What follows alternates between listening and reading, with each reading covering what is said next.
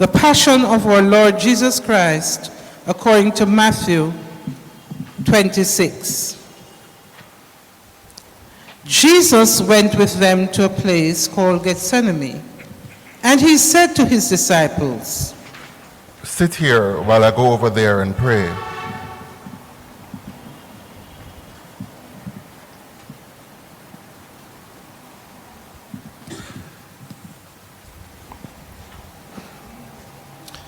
He took with him Peter and the 2 sons of Zebedee and began to be grieved and agitated.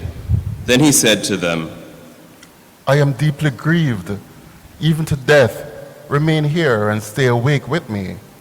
And going a little farther, he threw himself on the ground and prayed, "My Father, if it is possible, let this cup pass from me. Yet not what I want, but what you want." Then he came to the disciples and found them sleeping.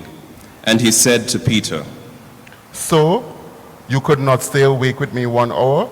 Stay awake and pray that you may not come into the time of trial. The spirit indeed is willing, but the flesh is weak."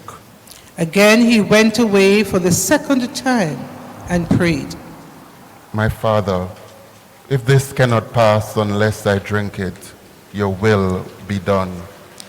Again he came and found them sleeping, for their eyes were heavy.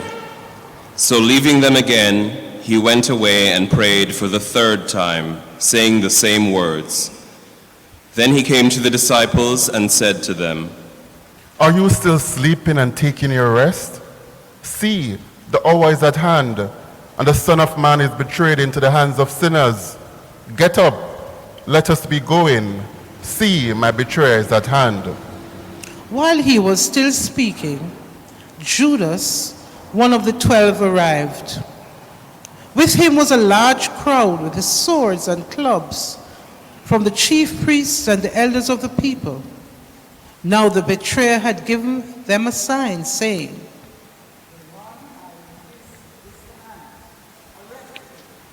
At once he came up to Jesus and said, and kissed him. Jesus said to him, "Friend, do what you are here to do." Then they came and laid hands on Jesus and arrested him. Suddenly, one of those with Jesus put his hand on his sword, drew it, and struck the slave of the high priest, cutting off his ear. Then Jesus said to him, "Put your sword back into its place, for all who take the sword will perish by the sword. Do you think that I cannot appeal to my Father, and he will at once send me more than 12 legions of angels? But how then would the scriptures be fulfilled, which say it must happen in this way?" At that hour, Jesus said to the crowds, "Have you come out with swords and clubs to arrest me as though I am a bandit?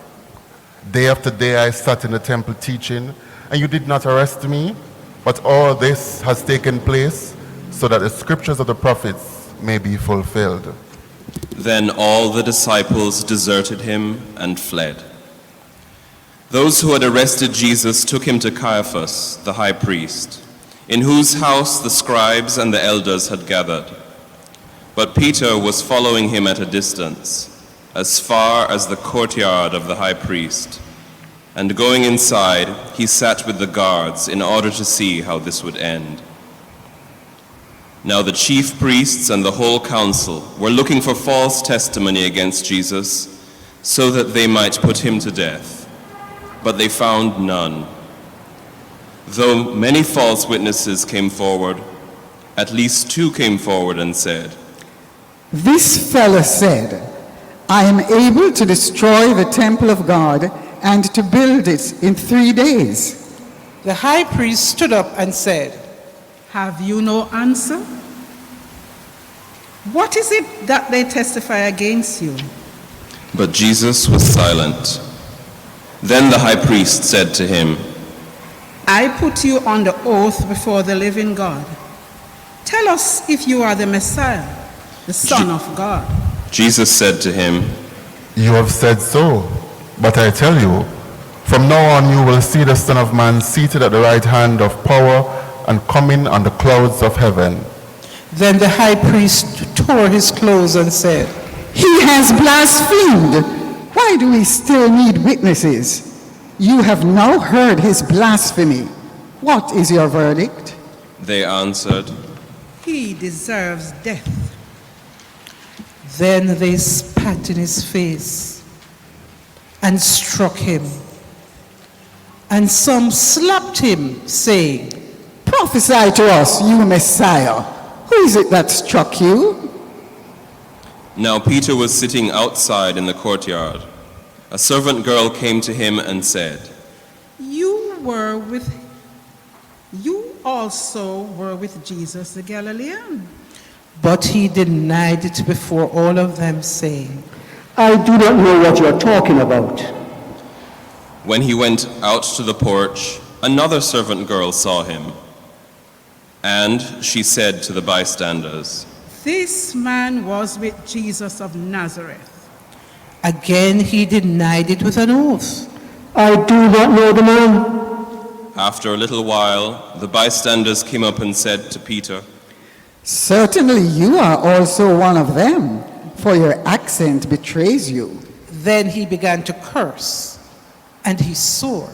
I do not know the man. At that moment, the cock crowed. Then Peter remembered what Jesus had said, Before the cock crows, you will deny me 3 times. And he went out and wept bitterly. When morning came, all the chief priests and the elders of the people conferred together against Jesus in order to bring about his death. They bound him, led him away, and handed him over to Pilate the governor. When Judas, his betrayer, saw that Jesus was condemned, he repented and brought back the 30 pieces of silver to the chief priests and the elders. He said, I have sinned by betraying innocent blood. But they said, What is that to us? See to it yourself. Throwing down the pieces of silver in the temple, he departed. And he went and hanged himself. But the chief priests, taking the pieces of silver, said, It is not lawful to put them into the treasury, since they are blood money. After conferring together, they used them to buy the potter's field as a place to bury foreigners. For this reason, that field has been called the field of blood to this day. Then was fulfilled what they had spoken through the prophet Jeremiah. And they took the 30 pieces of silver, the price of the one on whom a price had been set, on whom some of the people of Israel had set a price, and they gave them for the potter's field, as the Lord commanded me. Now Jesus stood before the governor, and the governor asked him, Are you the king of the Jews? Jesus said, You say so.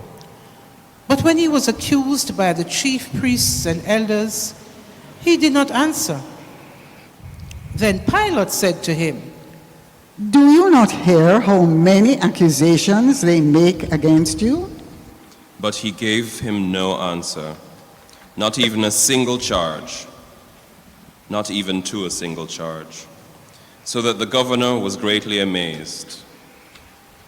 Now at the festival, the governor was accustomed to release a prisoner for the crowd, anyone whom they wanted. At that time, they had a notorious prisoner called Jesus Barabbas. So after they had gathered, Pilate said to them, Whom do you want me to release for you? Jesus Barabbas or Jesus who is called the Messiah? for he realized that it was out of jealousy that they had handed him over. While he was sitting on the judgment seat, his wife sent word to him, Have nothing to do with that innocent man. For today I have suffered a great deal because of a dream about him. Now the chief priests and the elders persuaded the crowd to ask for Barabbas and to have Jesus killed. The governor again said to them, Which of the two do you want me to release for you? And they said, Pilate said to them, Then what should I do with Jesus, who is called the Messiah? all of them said. Then he said, Why? What evil has he done? But they shouted all the more. So when Pilate saw that he could do nothing, but rather that a riot was beginning, he took some water and washed his hands before the crowd, saying, I am innocent of this man's blood. See to it yourselves. Then the people as a whole answered, So he released Barabbas for them, and after flogging Jesus, he handed him over to be crucified. Then the soldiers of the governor took Jesus into the governor's headquarters, and they gathered the whole cohort around him. They stripped him and put a scarlet robe on him, and after twisting some thorns into a crown, they put it on his head. They put a reed in his right hand and knelt before him, and mocking him, saying, Hail, King of the Jews! they spat on him and took the reed and struck him on the head. After mocking him, they stripped him of the robe and put his own clothes on him. Then they led him away to crucify him. As they went out, they came upon a man from Cyrene named Simon. They compelled this man to carry his cross. And when they came to a place called Golgotha, which means place of a skull, they offered him wine to drink, mixed with gall. But when he tasted it, he would not drink it. And when they had crucified him, they divided his clothes among themselves by casting lots. Then they sat down there and kept watch over him. Over his head, they put the charge against him, which read, This is Jesus, the King of the Jews. Then 2 bandits were crucified with him, one on his right and one on his left. Those who passed by derided him, shaking their heads and saying, You who will destroy the temple and build it in 3 days, save yourself. If you are the Son of God, come down from the cross. In the same way, the chief priests also, along with the scribes and elders, were mocking him, saying, He saves others. He cannot save himself. He is the King of Israel. Let him come down from the cross now, and we will believe in him. He trusts in the Lord. Let God deliver him now, if he wants to. For he said, I am lost. The bandits who were crucified with him also taunted him in the same way. From noon on, darkness came over the whole land until 3 in the afternoon. And about 3 o'clock, Jesus cried with a loud voice, Eli, Eli, lema sabachthani. That is, my God, why have you forsaken me? When some of the bystanders heard it, they said, At once one of them ran and got a sponge, filled it with sour wine, put it on a stick, and gave it to him to drink. But the others said,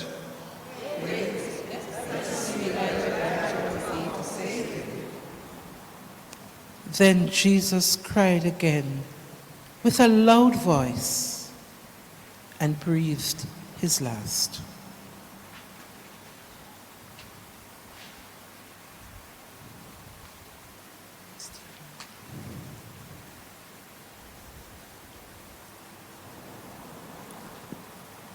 At that moment, the curtain of the temple was torn in two from top to bottom.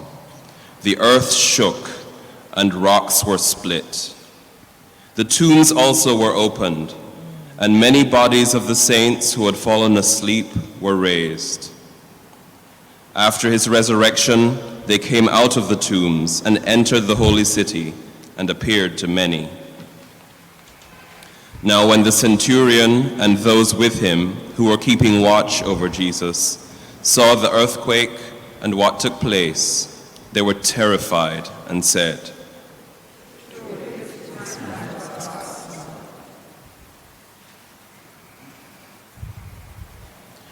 Many women were there also, looking on from a distance. They had followed Jesus from Galilee and had provided for him. Among them were Mary Magdalene, and Mary, the mother of James and Joseph, and the mother of the sons of Zebedee. When it was evening, there came a rich man from Arimathea named Joseph, who was also a disciple of Jesus. He went to Pilate and asked for the body of Jesus. Then Pilate ordered it to be given to him. So Joseph took the body and wrapped it in a clean linen cloth and laid it in his own new tomb, which he had hewn in the rock. He then rolled a great stone to the door of the tomb and went away. Mary Magdalene and the other Mary were there, sitting opposite the tomb. The next day, that is, after the day of preparation, the chief priests and the Pharisees gathered before Pilate and said, Sir, remember what that impostor said while he was still alive? After 3 days I will rise again. Therefore, command the tomb to be made secure until the third day. Otherwise, his disciples may go and steal him away and tell the people he has been raised from the dead. And the last deception would be worse than the first. Pilate said to them, You have a guard of soldiers. Go, make it as secure as you can. So they went with the guard and made the tomb secure by sealing the stone.